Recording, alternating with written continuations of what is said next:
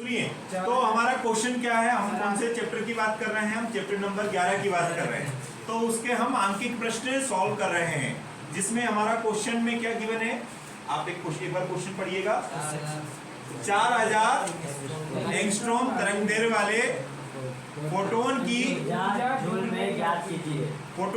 ऊर्जा जूल में ज्ञात कीजिए। ये हमारा क्वेश्चन है। तो जैसे क्वेश्चन में दिया गया है 4000 एंगस्ट्रॉम। एंगस्ट्रॉम किसकी इकाई होती है? तो एंगस्ट्रॉम होती है तरंगदैर्घ्य की इकाई। किसकी होती है? तो जैसे हम लिखेंगे, आप इसका उत्तर स्टार्ट करेंगे, तो उत्तर से पहले हम इसको हल स्टार्ट करेंगे। तो दिया गया है, क्या लिखा आपने बच्चों? दिया गया है तरंगदैर्घ्य, और तरंगदैर्घ्य क्या होता है? लैम्डा। और इसका मान कितना दिया बेटा? 4000 एंगस्ट्रॉम। 4000 एंगस्ट्रॉम में दिया है, लेकिन एंगस्ट्रॉम में डायरेक्ट हम सॉल्व नहीं कर सकते, इसलिए हमें एंगस्ट्रॉम को किस में बदलना पड़ेगा? मीटर में। भाई 1 एंगस्ट्रॉम बराबर कितना होता है? 1 एंगस्ट्रॉम बराबर होता है 10 टू द पावर -10 मीटर। तो पहले इसको कन्वर्ट करेंगे, तो ये हो जाएगा 4 गुणा 10 की घात 3। 1000 को हम 10 टू द पावर 3 लिख सकते हैं, और एंगस्ट्रॉम की जगह क्या लिखेंगे? 10 की घात -10, और मीटर है तो मीटर। ये लिखा बेटा यहाँ तक। अब देखो 10 की घात 3 और 10 की घात -7, तो -10, तो ये कितना हो जाएगा? 4 गुणा 10 की घात -7 होगा कि नहीं? तो ये तरंगदैर्घ्य का फोटोन की ऊर्जा है, लेकिन हमें क्या कैलकुलेट करने का बोल रहे हैं? फोटोन की ऊर्जा जूल में ज्ञात कीजिए। तो फोटोन की ऊर्जा हमें पता है, तो क्या है फोटोन की ऊर्जा?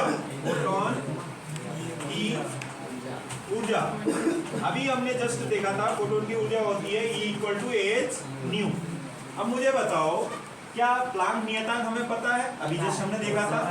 न्यू पता है क्या? नहीं, न्यू पता नहीं है। हमें दिया क्या गया बेटा? लैम्डा। तो क्या लैम्डा को हम कन्वर्ट कर सकते हैं न्यू में? हाँ, कर सकते हैं। तो ये क्या था? Lambda C upon new. और हमें क्या करना है? न्यू का मान निकालना, तो न्यू = C अपॉन लैम्डा। लिख सकते हैं कि नहीं? तो देखिए, ई हमें निकालना है। एज का मान अगर आपको याद हो तो ठीक है, नहीं तो मैं लिख दे रहा हूँ 6.63 × 10⁻34 जूल इंटू सेकेंड। और न्यू की जगह क्या लिखूंगा? C upon lambda. अब C का मान भी आपको पता है, 3 × 10⁸ मीटर पर सेकेंड। होगा कि नहीं? 3 × 10⁸ मीटर पर सेकेंड। अब इसकी जगह हम क्या लिखेंगे बेटा? यहाँ पर सॉल्व करता हूँ, है ना। E = 6.63 × 10⁻34, और C का मान कितना? 3 गुणा 10 की घात 8, और डिवाइडेड बाय लैम्डा का मान कितना बेटा? 4 × 10⁻⁷।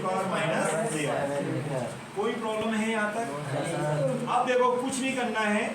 3 का 6.63 में गुणा करेंगे और 4 से डिवाइड कर देंगे, और ये 10 पावर को पहले लिख देते हैं। तो बताओ, E = 6.63।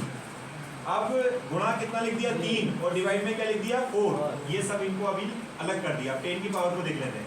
10 की घात -34 प्लस 8, और ये -7 ऊपर जाएगा तो किसमें हो जाएगा? +7। होगा कि नहीं? अब देखिए, मुझे ये बताओ, क्या ये जूल में आंसर हमारा आएगा? हाँ, आएगा, क्योंकि हमने सारी जो क्वांटिटी दी गई थी, राशियां दी गई थी, वो किस में कन्वर्ट कर लिए? SI में कर लिए। तो आंसर भी किस में आ जाएगा? तो देखो बेटा, इसमें अब हमें कुछ नहीं करना है। इसको आप देखेंगे तो देख लीजिएगा डिवाइड करके। तो चित्रकल 9, क्षेत्रीय 18 के 8, हंसला है 1, और क्षेत्रीय 18 और 1 19 आया है। कितने डिजिट के बाद में आ रहा है? 1 2 के बाद में। 1 2 19.89 डिवाइडेड बाय क्या है? 4, और 10 की घात कितना हो रहा है? 8 और 7 15, पक्का -19 आ रहा है। ओके, -19। अब ये देखिए, ये लगभग 19.89, मतलब 20 के लगभग है। ये किसके लगभग है? 20 के लगभग। तो 20 डिवाइडेड बाय 1000 वोल्ट के विभवांतर द्वारा, 1000 वोल्ट के विभवांतर द्वारा त्वरित होता है। 1000 वोल्ट के विभवांतर द्वारा त्वरित होता है, तो उसका वेग क्या होगा? तो उसका वेग क्या होगा? क्या यहाँ तक समझ में आया? क्या फिर से रिपीट करता हूँ क्वेश्चन। एक इलेक्ट्रॉन 1000 वोल्ट के विभवांतर द्वारा त्वरित होता है तो इसका वेग क्या होगा? ठीक है, बात किसकी कर रहे हैं? इलेक्ट्रॉन की। और कितना वोल्ट से हो रहा है त्वरित? तो पहले हम लिखते हैं हल। क्या लिखते हैं? और हल में हम लिखते हैं दिया हुआ, given that. Given that is what? Yes, विभवांतर इज 1000 वोल्ट। ये तो हमें गिवन है, नो प्रॉब्लम, कोई भी प्रॉब्लम नहीं है। लेकिन समस्या ये आ रही है, हमें क्या बोला है उन्होंने कि वेग ज्ञात कीजिए। तो वेग और विभवांतर वाला कोई फॉर्मूला हमने पढ़ा कि नहीं? तो याद करो, अभी हमने बात किया था कि गतिज ऊर्जा को हम क्या लिखते हैं? Half mv square. लिखते कि नहीं बेटा?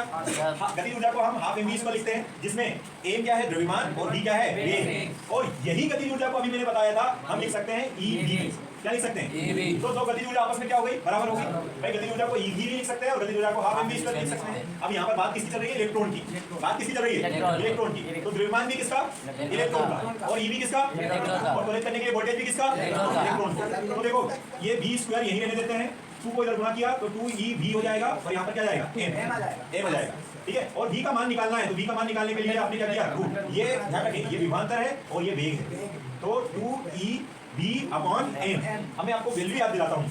तो रूट 2 तो 2 ही रहेगा। e का मान कितना है? 1.6 इंटू 10⁻⁹ और v का मान कितना बेटा? अभी लिखा हमने 1000 वोल्ट। और मास ऑफ इलेक्ट्रॉन मतलब इलेक्ट्रॉन का द्रव्यमान जो कि कितना था? 9.1 इंटू 10⁻31 किलोग्राम। होगा कि नहीं?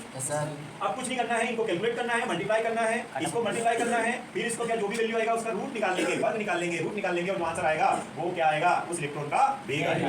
क्या समझ में आ गया? अब ये आंसर में आप पर ड्रॉप कर रहा हूँ, आपको इसका आंसर बताना है। किसमें आएगा ये आंसर? ये आंसर आपका आएगा metre upon second. Okay, thank you.